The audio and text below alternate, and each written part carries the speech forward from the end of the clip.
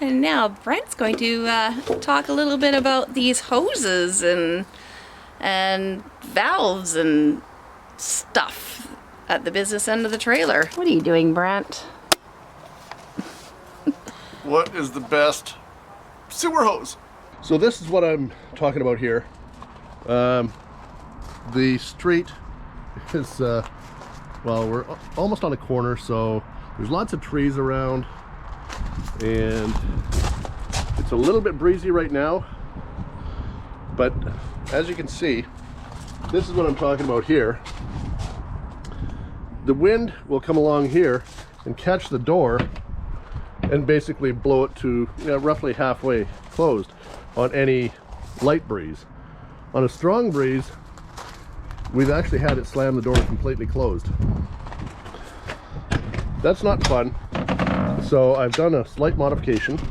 I thought about putting a hook in the wall here and running a bungee cord across the handle. I thought about doing something at the top. Those are fine for me, but not easily accessible for everyone.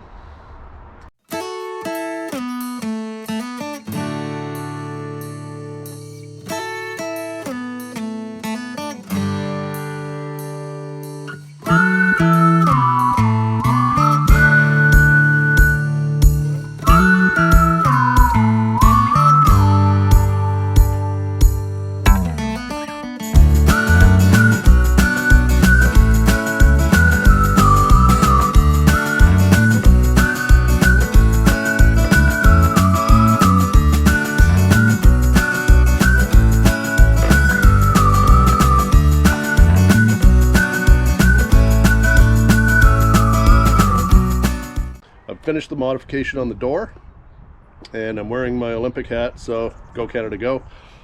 Just had to throw that in there. It is Olympics time, and we're not doing too bad. Got a few medals already. I've seen we've won a few silvers. Anyways, back to the modification. So this is what I've done right here. Little gate latch. Pop that up. 4 screws, and I put silicone on every screw, and they're actually number 10 screws, so they have a little bit of dig to them. And I've done the same here with a couple of screws on the back of the door. Just smooth out the silicone a little bit, but it's nice and sealed tight. And this is how she closes. And as you stand back, anybody can reach that. Even the kids can reach it. Pop that up, and when the door closes, it's not catching anything here either, so all good. Oh, hello Madison and Wrigley. Well, they want to come outside. That's the modification I've done. It's a really good one. $8–10. I had the gate latch in my tool bag for probably 15 years. I never needed it. And turns out I kept it for this apparent reason. So we're out behind the trailer again. We're on the business end of it. And Brent's going to share with us some of the what he's done with our dump valves. So here's some clips on that. I've got another job I want to accomplish today.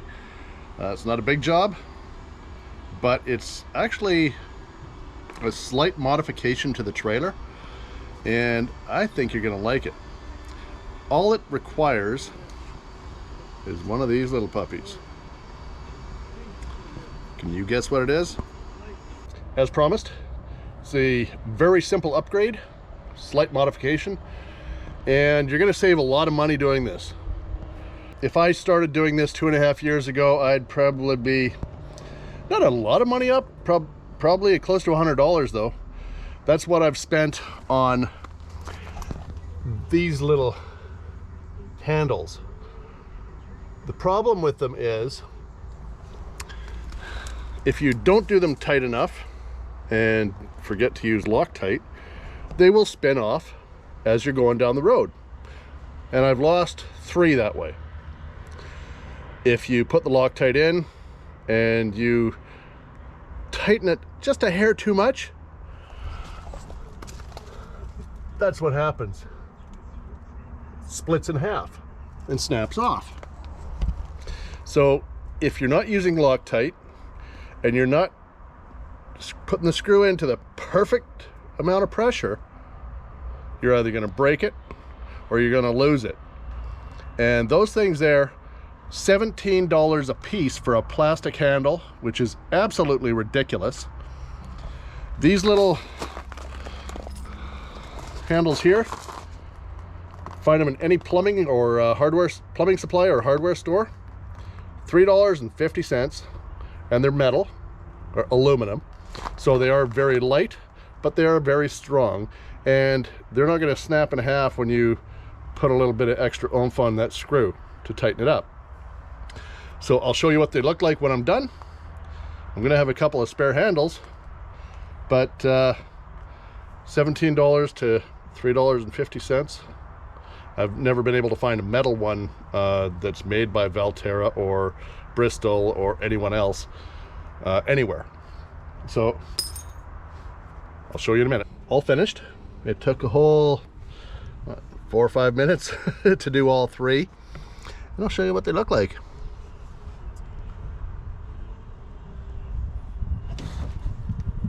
And you can have your fingers on any angle. Put it above or below, doesn't matter. They're solid. They've got Loctite in all three of them. So that's this thread locker, Loctite. I use the blue because that's what I found. I don't know if there's white or red or green or any other colors, but seems to work fine once it hardens up in there, and keeps them nicely locked in. And if you're wondering, this is not rust. That is a dry lube that I spray on the valve shafts just to keep them moving in and out. And I've had jammed valve stems, you could call them, pull valve handles, whatever. I've had them jammed in the past, and it's not fun. But anyways, these handles, much better at roughly, what, 20% of the cost? Can't go wrong with that. One other thing regarding these new pull valves I put on here. As you can see, they're all nicely set up. They're all done now. I had one minor issue with those pull valves. Actually, I'll get out here in a little bit of daylight. The washers that came with them were these tiny little things here, and they are aluminum and ultra thin. I put 3 of them together, and they equal the same width as a regular washer, a steel washer. You're going to want to put the steel washer on because the screw head is almost exactly the same size as the box opening in the valve, or the valve handle itself. So if you push too hard on it, the valve might actually go onto the shaft that you're trying to push in. So just adding that solid washer avoids any issues. Same as when you're pulling it. The cheap little aluminum ones that come with it will fold. When I was testing it out, I found that out, so it's not a big deal now. But yeah, it's one thing you might want to be aware of. Okay, one little thing I found out the hard way. It's not a big deal, but anyways, with these pull valves that I replaced, you can see right here that this one, the handle actually fits over the shaft of the pull valve. And what I've done is I've fixed this one. I got a larger washer to put on the back side of the handle. This one here I have not changed yet because that's the black, and as you can see, that pushes right in, and when you push it in, this part here is going into my palm, so that has to be changed. I will be putting the larger washer on the back side of all 3 of these pull valves, and then I should never have another issue. One thing I did have to do is with putting that extra washer on, I had to get a slightly larger screw. I went with the 3/4 inch screw. There was a 1/2 inch screw that was in there already, and that gives me just a little bit of extra room to put an extra washer on if I need to, make it a little more sturdy. And I also do use the blue locker thread Loctite. And yeah, so I've just picked up a couple of larger washers and then a few smaller ones to make everything go nice and smooth. So this should be the last of it. And yeah, this is actually a pretty good mod. I'm happy with it. What would you like to share with us about hoses and such, Brent? Well, on the business end of the trailer, which nobody likes to do, nobody likes to talk about, but it is a reality that we all have to deal with. What is the best sewer hose? A lot of people have their different opinions. I will tell you the best sewer hose towards the end of the video.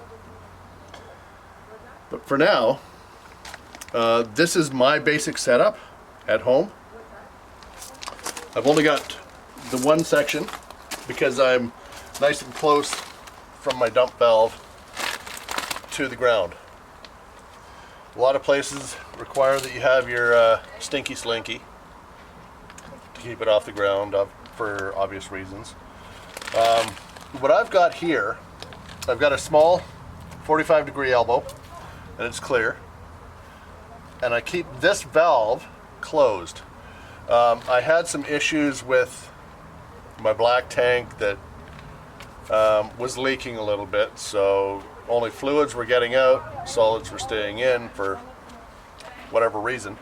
And so I put this on, and I wanted to see if the black tank was actually leaking fluids, so I would be able to see if there's any buildup in here. Luckily, there was no issues. So when I travel, I take this elbow off, put this right up against the trailer, and that will take care of any leak issues when I pull the cap off for dumping down the road. This one here is just to see what's coming out, make sure that there's something coming out. And then just the short hose here. I did buy this Rhino hose when I bought the trailer a couple years ago, 2.5 years ago. It's doing fine, but I had a small issue with it when we had a service technician for one of the cable companies in our area. He came around and he actually stepped on it, squashed it, and put a little kink in it. There's no holes, thank gosh. So what I've done is, that is a spare. This is the main one that I use while we're hooking up at home. And then I did end up buying the Rhino Supreme, or the Rhino Extreme. This one here, I bought 2 10-foot sections and a couple, I think a 90-degree that came with it. And this is the one that you can stand on, drive over, it's not going to kink. I haven't tested it that much yet. I don't really want to test it that much, but it is a little bit thicker than the one we bought originally. What I do when I head out on the road is, as you can see, I've got my main unit here with one 10-foot section. When we're on the road, I have the Rhino Extreme. I've got 2 10-foot sections, and I keep them in one storage tube under the trailer. That section, that 20-foot section, fits directly under the trailer here on an extendable easy hose carrier that I have installed as an aftermarket. The original that came with the trailer is down here, which was mounted over here, and I moved it about 1.5 years ago. This will hold one 10-foot section, which is this Rhino hose. That is the original one that we bought with the trailer. I bought a couple of 10-foot sections with that. This one here, I believe, was around $55–60 for the 20-foot section with a couple of elbows. So it's a good starter kit. The Rhino Extreme is the one that is supposed to be not indestructible, but a little more durable, I guess you could say. So I carry two 10-foot sections here, one 10-foot section here.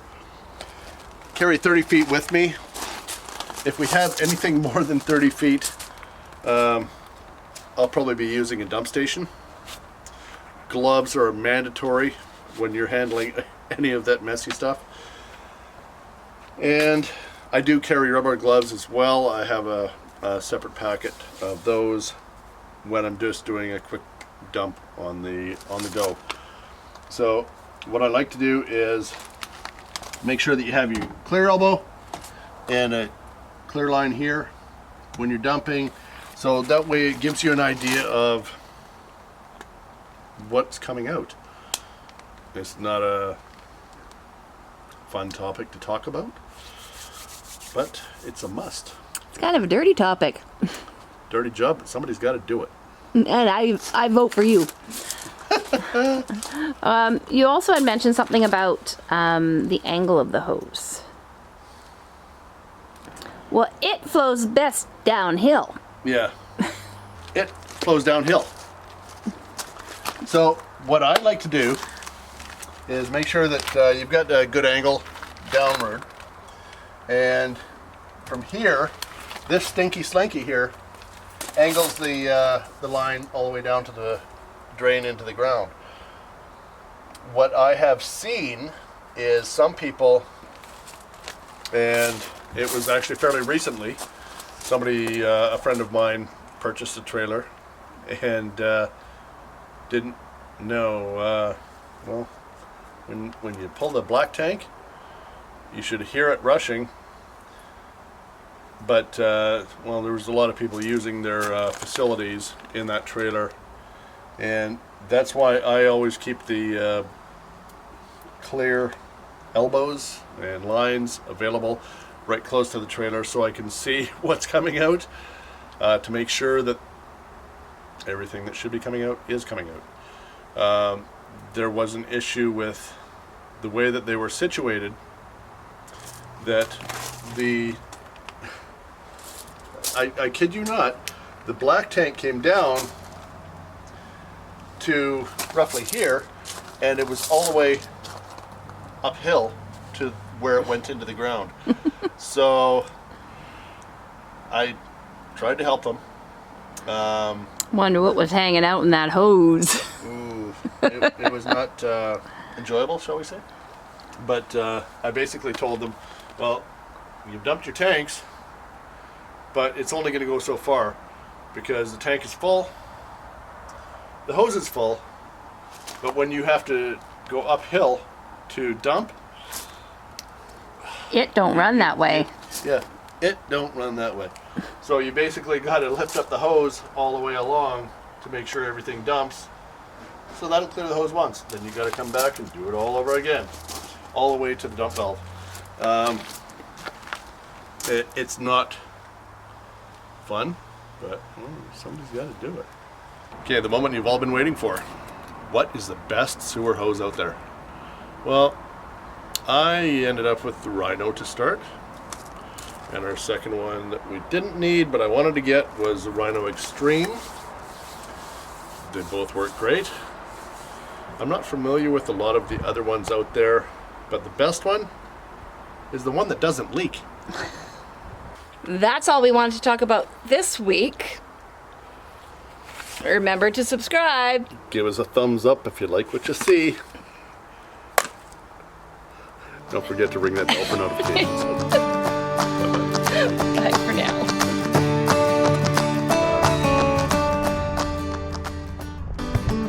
Like I say, any hardware store, any plumbing supply place will have them.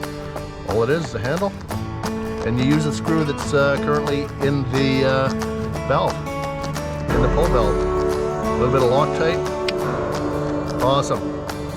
So if you like what you see, give me a thumbs up. or give us a thumbs up. Anyways, take care, and don't forget to ring that bell for notifications and hit that subscribe button. Okay? Bye-bye. And so when we're traveling, I carry the 2 extremes in one of my storage bays. Not really a storage bay, it's the sewer hose carrier, I guess you can call it. And then I do take one of the regular rhino lining. We're gonna have to start that one over. It flows down. Let's try that again.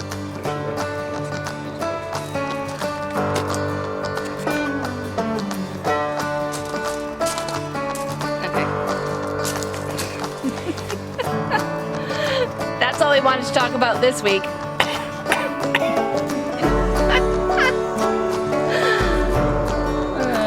Start that again.